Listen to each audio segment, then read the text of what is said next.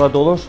Durante el último año, en diferentes mítines y reuniones, he visto que existe una auténtica explosión de interés para conocer qué es lo que viene de la inteligencia artificial y en nuestra especialidad específicamente en imagen médica. Ya anuncio que en breve tendremos un curso específico, un simposio internacional de inteligencia artificial, y hemos pensado que para los miembros de nuestra sociedad sería interesante hacer una perla en que tratásemos de exponer qué es lo más importante, los conceptos más importantes de una manera simple de inteligencia artificial en la imagen médica. Mirad, todo esto empieza cuando en el año 1956 en Dartmouth se reúnen tres físicos en una época en que no existían las computadoras. Se reúnen McCarthy, Minsky y Shannon y proponen el concepto que define la inteligencia artificial como construir una máquina que si se comportase de tal manera que si fuese hecha por un humano su comportamiento sería llamado inteligente. Es una definición de las miles que hay.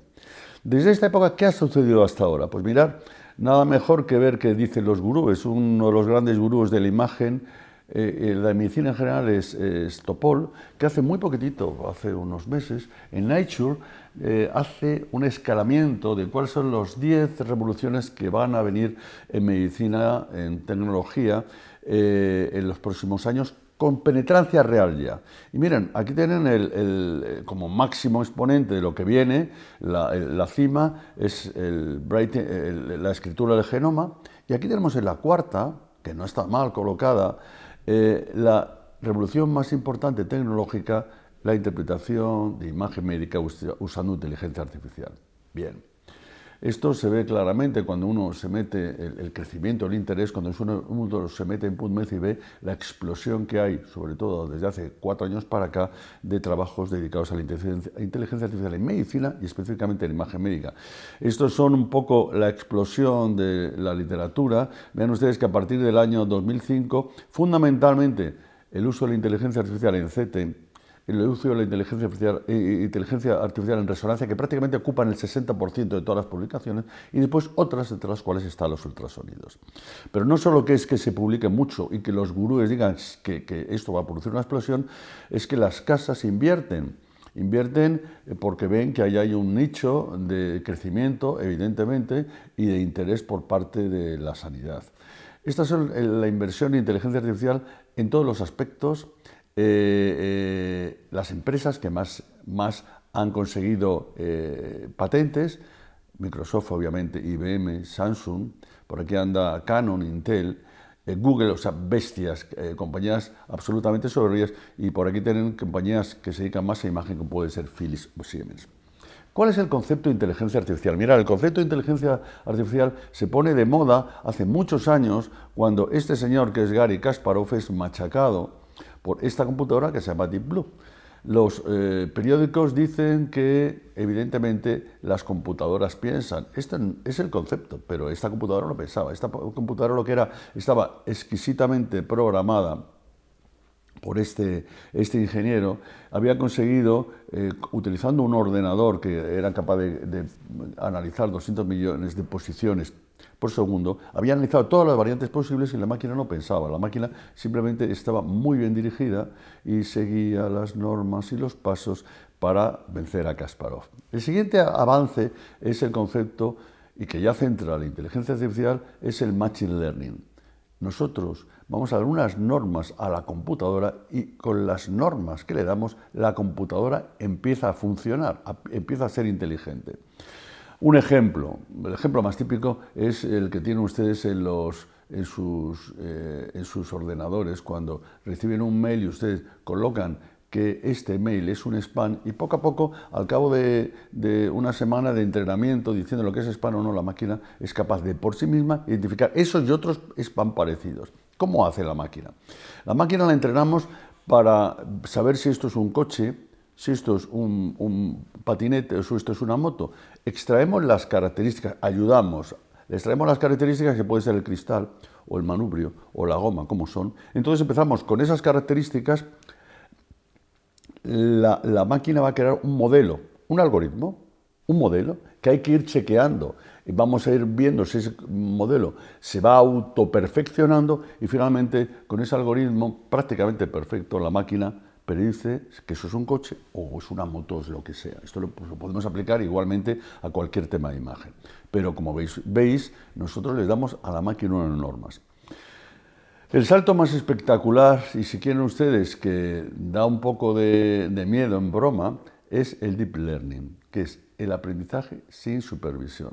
Supongo que recordáis la película famosa de 2001, Una odisea en el espacio, donde la computadora Hall se hacía con control total de la nave, era una máquina que pensaba. Pues esto es exactamente igual. La máquina aprende sin supervisión, aprende por sí sola. Veremos de los datos, veremos cómo lo hace después. Y esto que puede sonar a una cosa filosófica está ya introducida en nuestra vida diaria, en tres situaciones, o tres pilares: el sonido, el texto y las imágenes. El sonido, ustedes reconocen, a ustedes se les reconoce la voz cuando hablan con una computadora, por teléfono, que a veces se vuelven locos. O texto, hoy traducir, además con un éxito impresionante, de cualquier idioma, métanse el traductor de Google y asómbrense, ¿no? O imágenes. En esos tres aspectos el mundo está utilizando ya el Deep Learning. Las imágenes hay un ejemplo muy típico, ¿no? Habrán leído ustedes en los periódicos que en China se tratan de colocar en distintas áreas de la ciudad pantallas para reconocer a la cara del señor que puede ser un ladrón. Miren, si van ustedes al aeropuerto de Beijing, se acercan ustedes a una pantalla de horarios, ve su cara y la máquina automáticamente le dice cuál es su vuelo. Es decir, reconocimiento facial espectacular. Bien, o bien, cuando ustedes utilizan el iPhone, se identifica y se abre con su cara, ¿no? Estos son imágenes. Bueno, pero nosotros, ¿qué hacemos en nuestro mundo de imagen médica? Pues ver imágenes. ¿Por qué en vez de caras de ladrones no vemos, o caras del que identifica nuestra cara para abrir el ordenador o abrir el Mac, por qué no lo hacemos con ventrículos izquierdos? Será lo mismo. Es una estructura, es una imagen al fin y al cabo. Y para esto se utiliza la imagen médica, el Deep Learning. El Deep Learning está basado en las redes neuronales artificiales. Hay distintos tipos, en las CNN, las Convolutional Neural Network, que están basadas en el cerebro humano, en la estructura de la retina o en la estructura del cerebro muy primitivo. Básicamente esta es la unidad mínima, que es la neurona, que tiene una entrada de información, otra entrada de información y una solución. Estas neuronas se distribuyen en distintas capas. Hay unas neuronas de entrada, unas neuronas de salida y unas neuronas intermedias, todas interconectadas. Pongamos un ejemplo cómo podríamos identificar. No es exactamente así, pero les puedo decir cómo podríamos identificar o qué deberíamos para identificar con las CNN una imagen ecocardiográfica. Miren, una imagen ecocardiográfica tiene 300 puntos por 300 puntos, que son por 3 colores, vienen a ser 270.000 células. Es decir, que tendríamos que tener 270.000 neuronas interconectadas en la primera capa con la siguiente. Claro, esto es una imagen fija, después póngasela de movimiento. Esto es inmanejable, ingobernable. Aquí viene la ayuda, que significa la utilización de las CNN o las Convolutional Neural Network. Lo que se hace es, en un primer paso, es simplificar. En un primer paso, la máquina coge de todos esos píxeles, coge un bloque, vamos a suponer 10.000 píxeles, y calcula la media en esos píxeles de estructuras lineales y saca una imagen solo con estructuras lineales. El segundo paso añade estructuras lineales o curvilíneas, y con 4 o 5 pasos, con 4 o 5 filtrados de convoluciones, llega al final a obtener unas imágenes de identificación de la estructura cardíaca que nosotros estamos estudiando, en este caso los planos de corte. Bien, repasemos porque esto es importante que se entienda. ¿Cómo trabaja cómo trabajo clásicamente en un laboratorio de eco? Yo tengo una biblioteca de casos, yo saco este paciente que tiene este ventrículo izquierdo, aplico un software porque quiero saber la fracción de eyección. Le aplico el software y me dice esta fracción de eyección, o sea, por supuesto, punto, cierro la curva, me hace el Simpson, y aplicando el software que tiene la máquina, que todas las máquinas tienen, me da una fracción de eyección. Eso podríamos aplicarlo a 1000 situaciones dentro de la ecocardiografía. Con esa situación yo clasifico, predigo o estimo. esto es una fracción de eyección deprimida o no, esto es 70, 50 o 30%. Ese es el modelo clásico. Yo utilizo un software. ¿Cómo es el modelo del Deep Learning? Yo le meto a las máquinas los datos y la máquina con los datos por sí misma los elabora. Esto es uno de los problemas, que a veces no sé cómo los elabora y obtiene unos resultados que comparativamente con lo que hacemos nosotros hace exactamente lo mismo. Veamos despacio otra vez el concepto de cómo funciona el Deep Learning.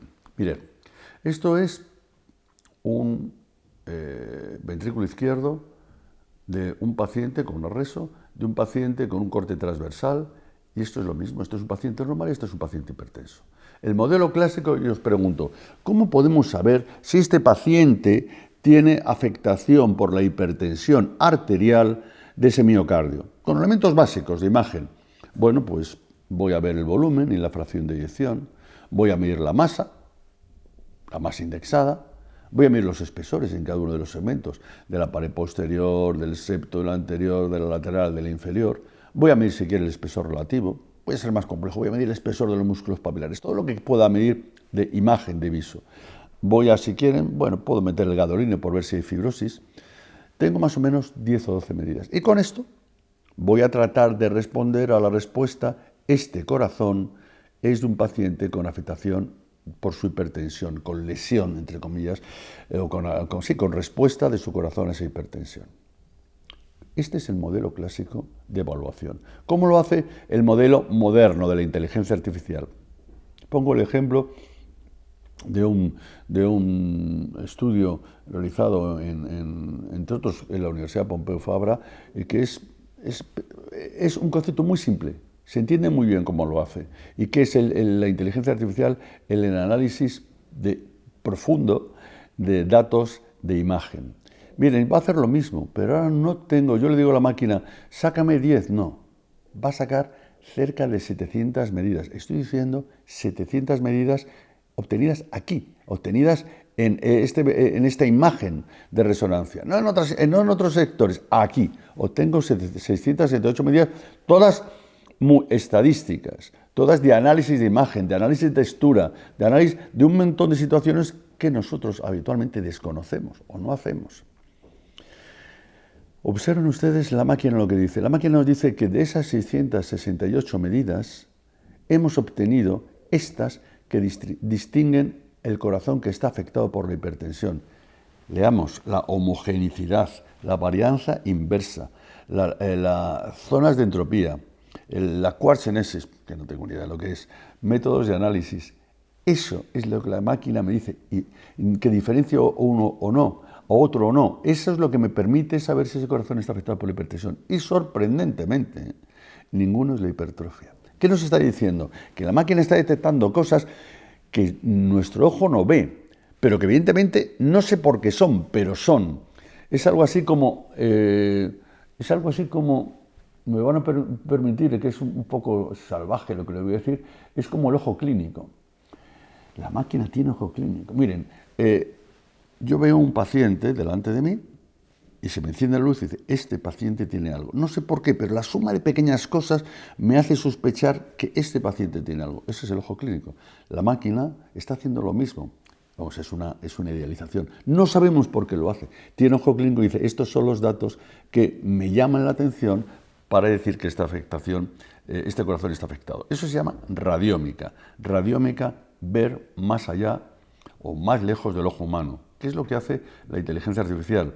La radiómica es muy importante en este momento, es fundamentalmente radiología, es básica, es extraer datos de la imagen de intensidad, forma, tamaño, volumen, estructura y una serie de criterios y diferentes formas de estructura, de analizar la estructura y la textura exactamente igual. Hay miles de aplicaciones o miles de desarrollos matemáticos para analizar la textura. Y eso es lo que me permite obtener esos datos, que no sé lo que significan, pero sí sé que son reales, que esos datos me identifican a los dos tipos de corazón, normal o afectado.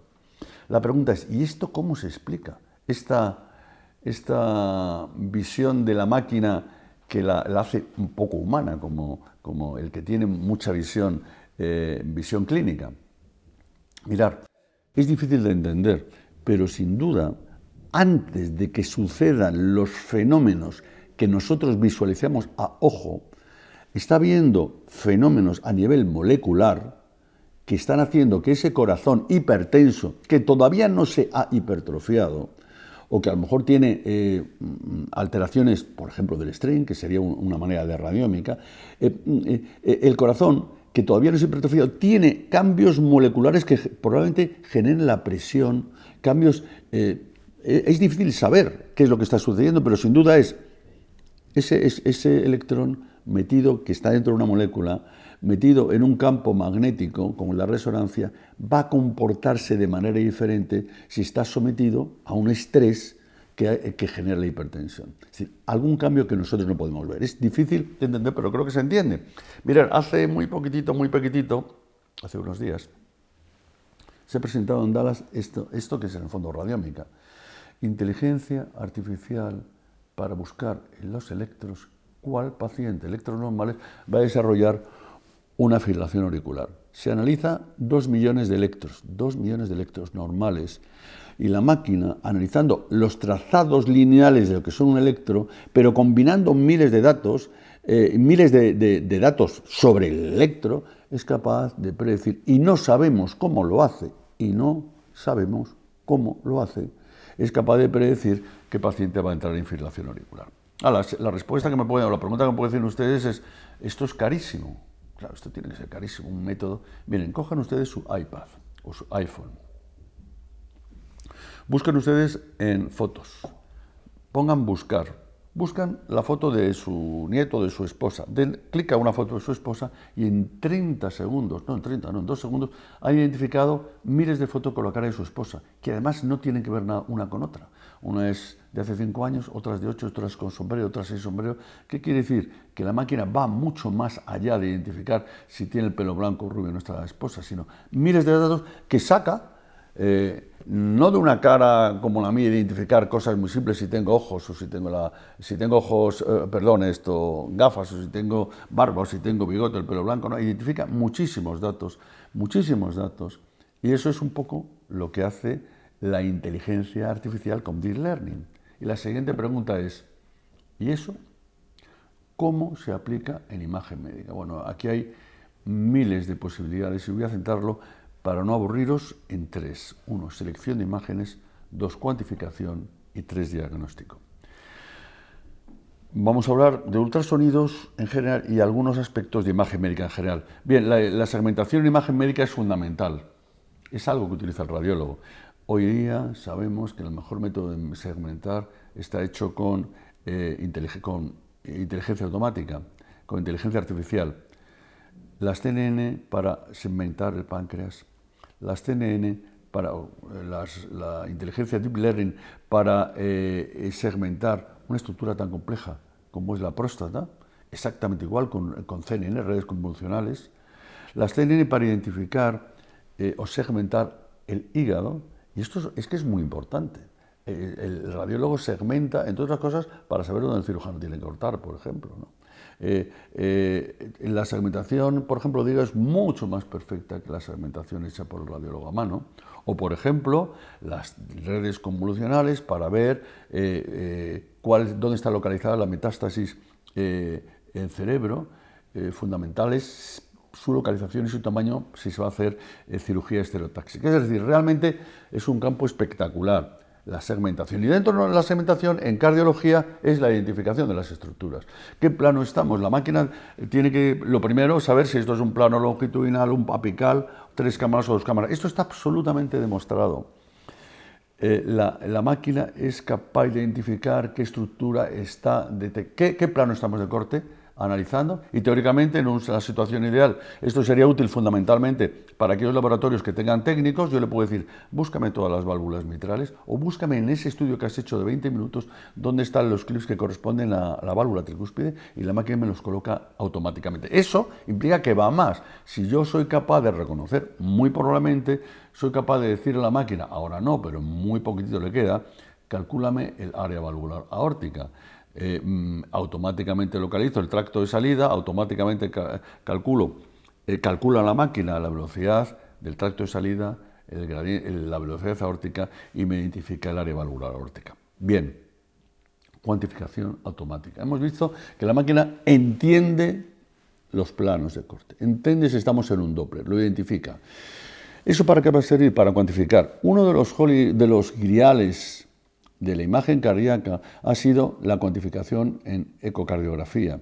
Desde hace muchos años, ¿no? Empezamos con el DABD, detección automática de bordes, hemos ido avanzando, siempre con intervención manual. Ahora llegamos a, yo creo que este año, o el año 19, es año 19-20, estamos en el cálculo automático multicámara, es decir, la máquina es capaz, con Machine Learning, de hacer un cálculo automático de la función ventricular o de la función valvular. Miren, esto lo habrán visto ustedes, es sorprendente y sobre todo es muy sorprendente.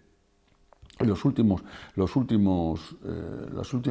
evoluciones de este equipo es capaz de calcular con el Heart Model automáticamente la función ventricular del ventrículo izquierdo, la función ventricular del ventrículo derecho, me va a dar de la aurícula izquierda, me va a dar la función ventricular tridimensional. Y esto con solidez. Hay comparaciones claras con los goles estándar, como puede ser la resonancia.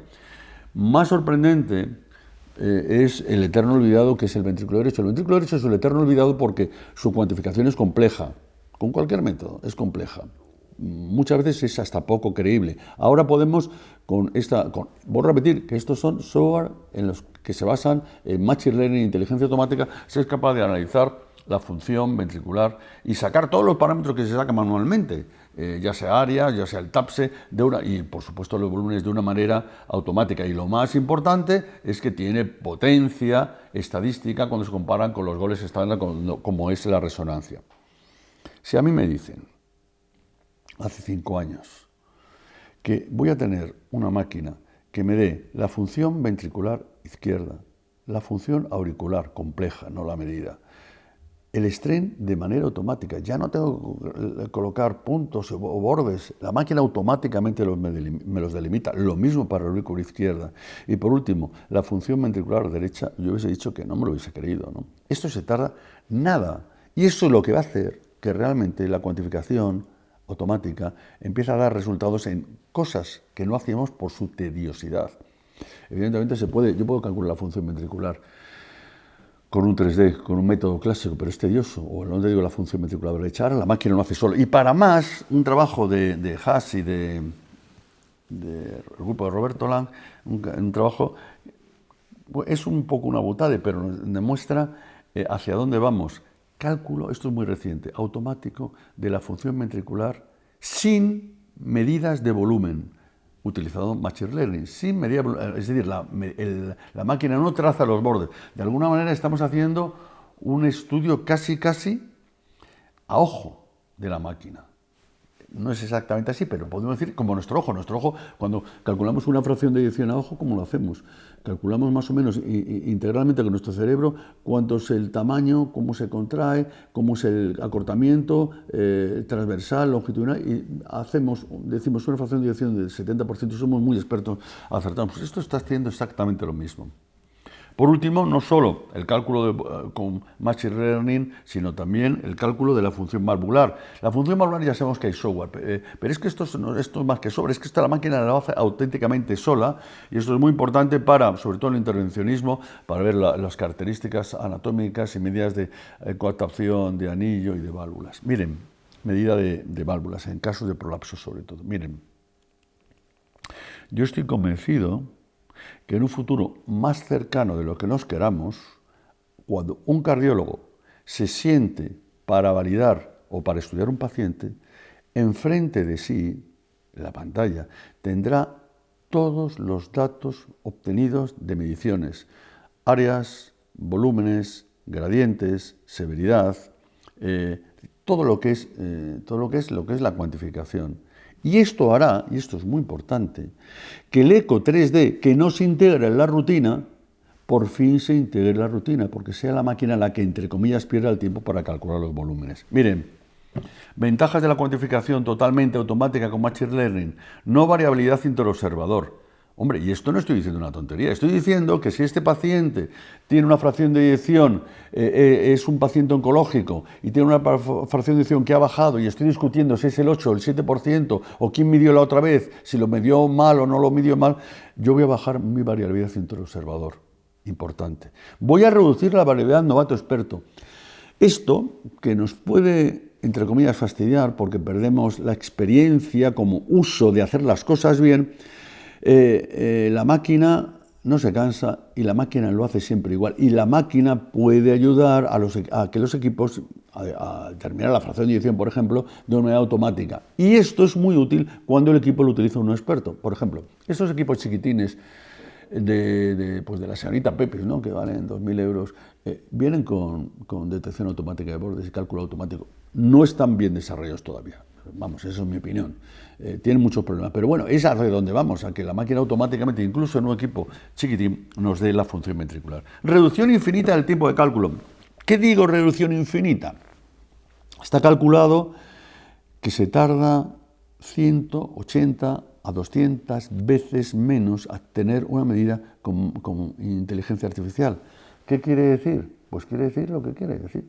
Que si yo mido una fracción de eyección y tardo 10 segundos, tardo 3 minutos, la máquina tarda 1 segundo, haciendo la proporción, ¿no? Y luego que evidentemente estas medidas no son de broma, sino tienen buenas correlaciones con el patrón oro. Ya estoy acabando y voy a hablarme a la última parte, que es el diagnóstico clínico. Es lo más importante. Mirar, ya está demostrado, y esto los radiólogos va a ser un cambio espectacular, que la malignidad de nódulos pulmonares en la valoración del cáncer de próstata, masas hepáticas, nódulos tiroideos, nódulos de mama, tumores cerebrales, detección de fracturas y lesiones, diagnóstico de neumonía, pongo lo que en el años 19 y 20 está saliendo como más espectacular. Ahí la inteligencia automática iguala o supera a los radiólogos. Punto. Y es así. Eso es en radiología. Hace poco, no sé si visteis una noticia en internet que era muy curiosa, la competición de 300 médicos chinos, radiólogos, trabajando contra la máquina. Más o menos los 300 radiólogos unidos en conjunto sacaban lo mismo que la máquina. Lo que pasa es que la máquina lo sacaba 60 veces más rápido, 70 veces más rápido. Es decir, que el diagnóstico viene, sin duda. Hombre, yo les puedo decir, en el diagnóstico de cardiología, a mí no me tiene que venir una calculadora para decir que esto es un Barlow en 30 segundos. Lo hago más rápido que la máquina. Sí, seguro.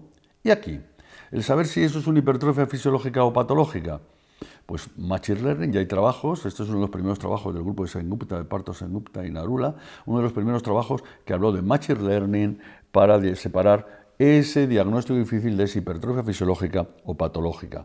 O otro diagnóstico difícil, el cálculo inmediato de si estamos ante una pericarditis constrictiva o una miocardiopatía restrictiva, difícil, ¿eh? O, por ejemplo, la valoración de los pacientes, y esto es muy interesante, yo creo que por ahí va a haber muchísimas cosas el próximo año, el año 2021 va a ser buenos años, es la caracterización de los pacientes con fallo cardíaco y buena función ventricular.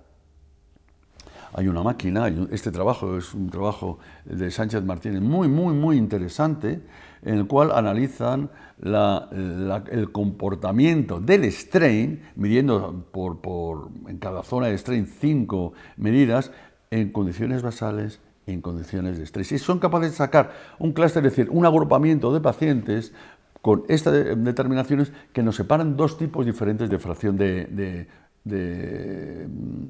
pacientes con insuficiencia cardíaca y con buena función ventricular. O esto, que es una nueva clasificación del fallo cardíaco en pacientes con fracción de eyección preservada. Miren, estos son todos los datos. Lo que hace la máquina, o la propuesta que se hace es, no vayamos a medir solo datos de ecocardiografía, vamos a mezclar los datos de ecocardiografía, los datos de analítica, los datos clínicos, y con todo eso hace un clúster de pacientes, una separación de pacientes, con toda esa información, que son miles de datos, y nos permite separar los pacientes en 3 grupos, en 3 clústeres, en tres comportamientos diferentes.